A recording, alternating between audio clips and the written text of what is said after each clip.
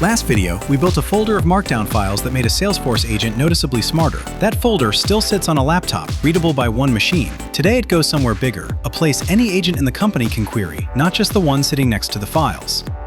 Quick naming note before the diagram. Google calls this layer Knowledge Catalog now. If you've come across the older name, Dataplex Universal Catalog, that's the same product. Google renamed it in April this year, and the underlying command names still say Dataplex, which matters in a minute. Google's own docs draw a clean line here, and it's worth understanding before touching a terminal. The portable layer is everything Video 1 already proved. The spec, the enrichment agent, the visualizer, zero cloud dependency.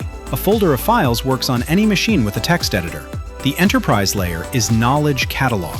It needs real cloud infrastructure, real permissions, and it costs money to run at scale. What it buys in exchange? The bundle becomes queryable by name, searchable in natural language, and reachable by any agent with the right access, not only the one sitting on the same laptop as the files. Nothing here replaces what already works.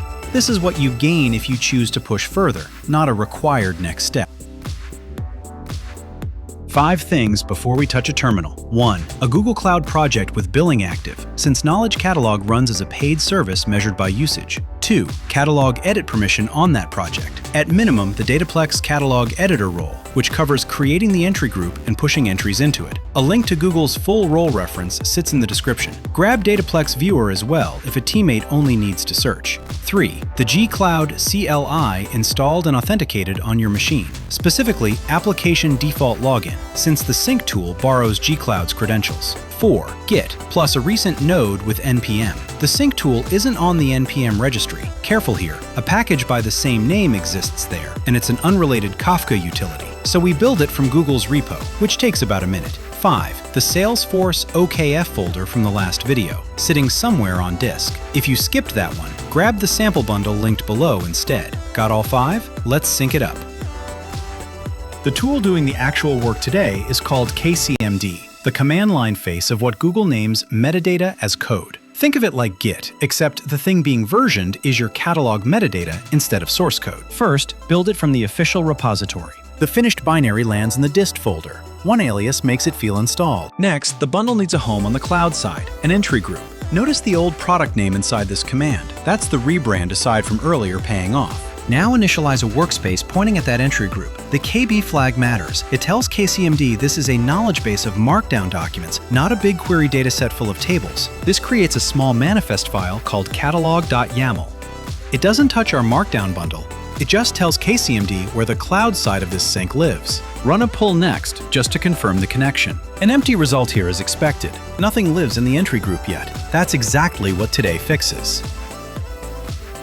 One placement rule before pushing. KCMD syncs whatever sits inside the workspace's catalog directory. Copy the bundle in. That layout, manifest at the root, content under catalog, is the whole contract. Markdown in, entries out. Validate first, always. Watch the type mapping in this output closely.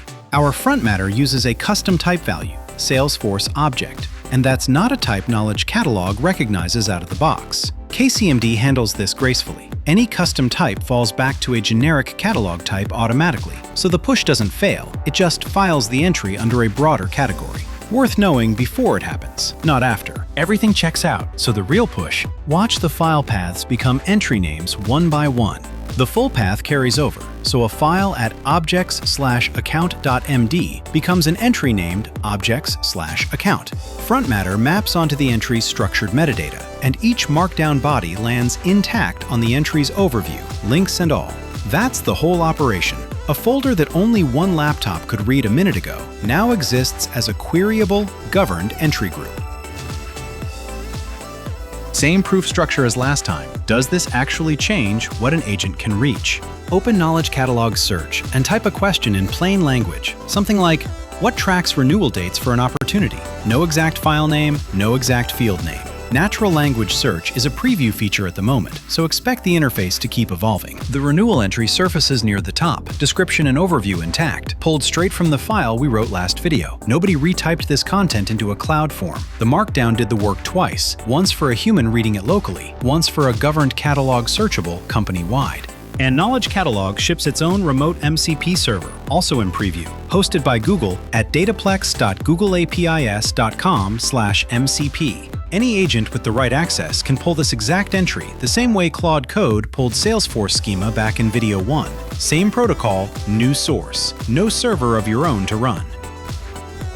3 things worth knowing before this becomes a habit. First, cost. Knowledge Catalog bills by usage, a metered unit tied to how much processing your project runs, not a flat monthly fee. A handful of pushes for a demo bundle costs close to nothing. A continuously re-enriched 1,000 concept catalog is a real line item. Check current pricing before committing a production workflow to it. Second, the custom type fallback from earlier isn't free forever. Every Salesforce object entry sitting under the generic type loses some of the filtering power a properly registered type would give. Fine for a demo, worth fixing with a real type definition before this goes into daily use by more than a couple of people. Third, maturity. Both verification paths from the last section, natural language search and the remote MCP endpoint, carry a preview label right now, and the sync tool itself builds from source rather than shipping as a polished release. Everything here works today. Just expect commands and interfaces to shift as Google hardens this, and pin the repo commit you build from if a team workflow depends on it. Same spirit as last time. This works now, and it's worth understanding exactly which corners are still soft.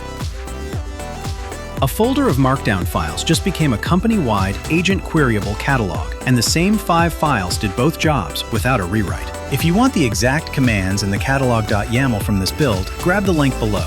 And if you're building on top of this, richer type definitions, scheduled re-enrichment, multiple bundles feeding one catalog, that's worth its own follow-up if enough of you ask for it. See you in the next one.